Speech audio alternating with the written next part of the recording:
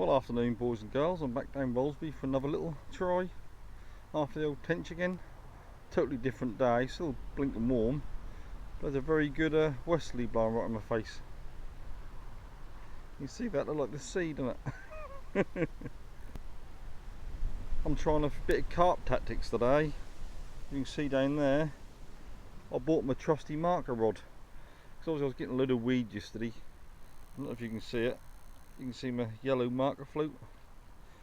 That ain't very far out, it's only about 25 yards out. 6 foot deep, and there's no weed to the left of it. So slightly to the right of the marker float there's weed, but I've got 6 foot of water, that's ample. But to the left of that, a rod length or so to the left of that, that's all clear. So I'm going to put one rod for the rod virtually on top of it, and the rod for the tench I'm going to put to the left. Which I cast out about 10 times with the feeder just to put a bit of feed in the swim. So I'll put about, so that's, say 10 small handfuls of brown crumb and scalded trout pellet out there to just build the swim up. We know there's tons of fish there, so I thought I'll just get a bit of feed in first to attract them. Well, baits for the tench are the same.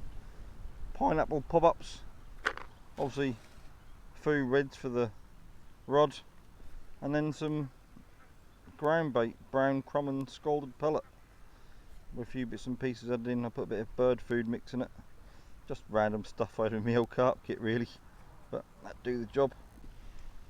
Seemed weird having my old marker rod out. I ain't used my marker rod in must be I haven't used that in about 7-8 years.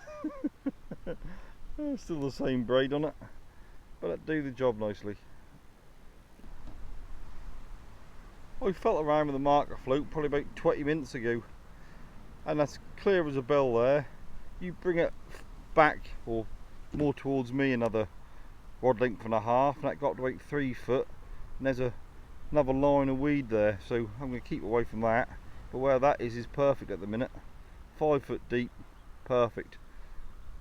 3 foot to the right of that is weed, but a rod length at least to the left is just all free, nice, clear and lovely.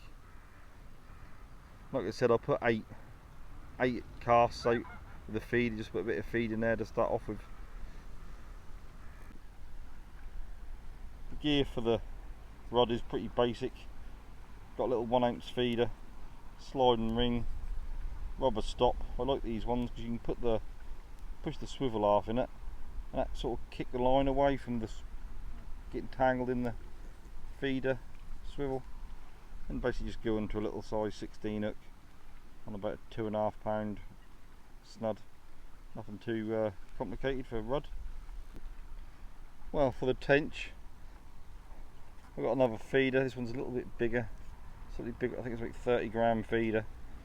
Then I've got the same rung ring, same little rubber stop with a swivel buried in. Go on to a lucky little pop-up. Got the pop-up there, tied on with a knotless knot and a little shot just to hold it in position. Nothing too complicated, easy peasy. Let's get baited up and get it out.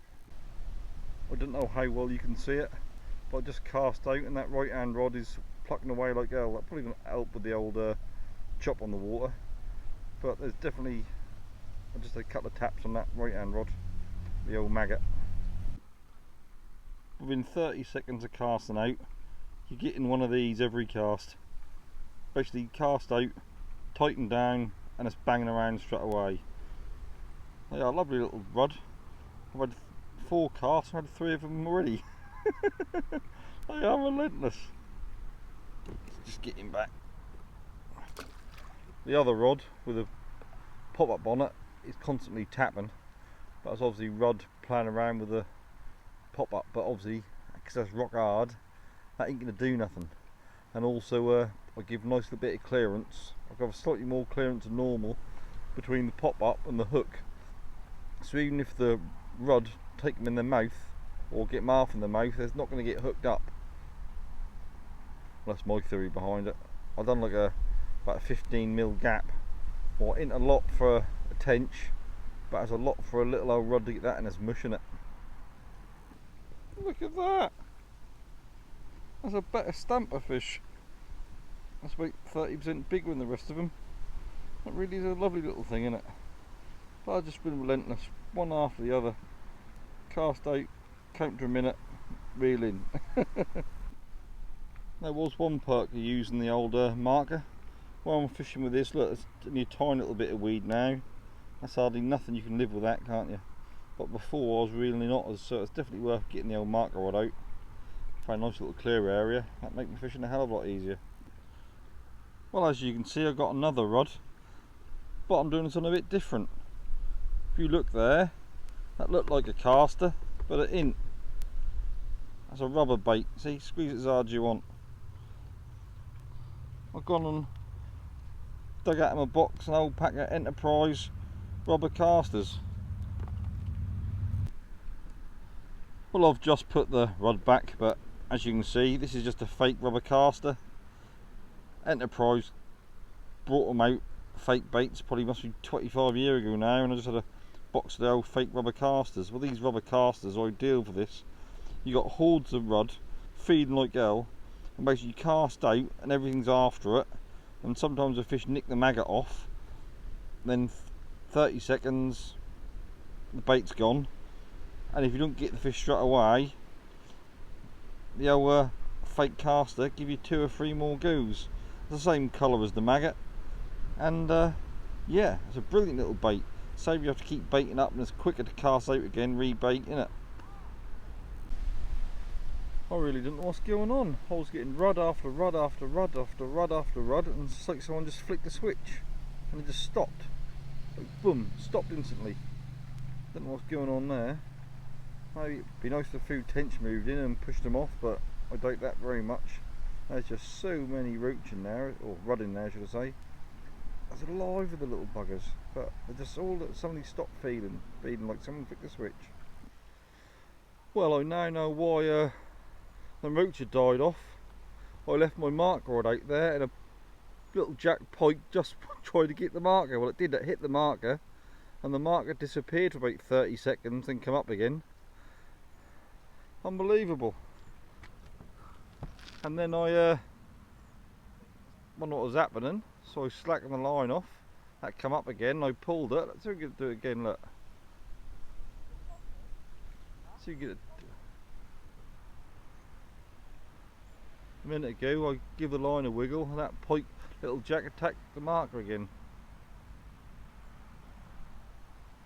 That ain't gonna do it again, is it? Sod's law. That dib and I just now try to pop it back up again, because that disappeared for 30 seconds. That little jack's hungry little bugger.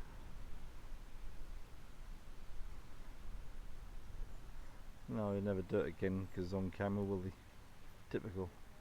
I've had a couple of goes at it, that's for certain.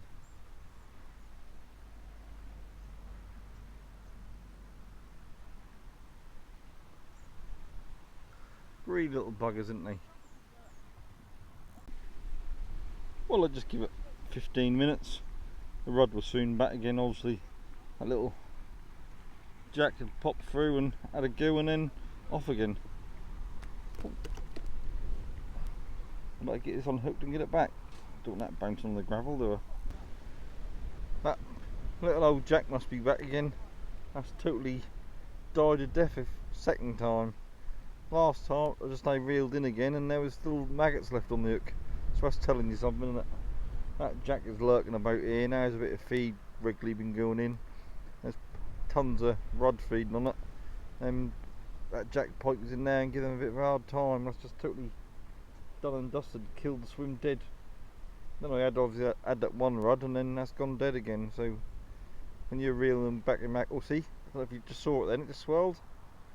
That is right on top of my gear. Well, I've had 1-2 more rod since the old pike was playing about, but I've had to come off the old Enterprise plastic baits and go back onto maggots. Obviously I lost a lot of the confidence, and obviously a little wriggly maggot give the fish a little bit more oomph than a bit of plastic. So until I can get them feeding hard again like they were, I better stay back on the maggots. Well, I just reeled in the rod with the pop up on just to give it a look over, and if you look at that, look at them rod are relentless, aren't they? Like the harbour sharks. They smashed the hell out of that, but they hadn't took it. But they give it a good hammering and broke it down a bit, so I'll just replace that and cast it back out again. But I ain't had no action on it, but what tench would turn down a nice pineapple pop-up? Nothing would it. Everything loved pineapple pop-ups. Well, my old mate the pike keep coming back. You keep seeing a swirl and a splash on the surface, and his fishing's gone totally dead. Dead as a doornail. Unbelievable. Think how big this water is and how many rudd are in it, and you have to come and get the ones in the swim. Obviously they're being attracted and concentrated with the feed, but you wouldn't have thought you'd keep asking me like this, would you? But there you go. I can't see me being here much longer. One, the wind's picked up and it's blowing 25 plus mile-an-hour winds. It's a bit like the sea really. Doesn't look as bad as it doing real life as it do on the camera. And that pike keep bashing around. I ain't getting anything. I sort of died of death. I had a roach in about the last 20 minutes, or rod should I say. That really has died of death. Well, I just packed up, called it a day. I've been here for a couple of hours, 2.5 hours max. Had tons and tons of them rudd. Probably not quite as many as yesterday because I didn't have pike problems yesterday. But it's been very enjoyable. You look here, it's blowing a hoolie. You can't really see how bad it is. That's about 25 mile-an-hour wind, and yeah, I made them call it a day. Alright then, cheers for watching. Hope you enjoyed it. I'll catch you later. Bye.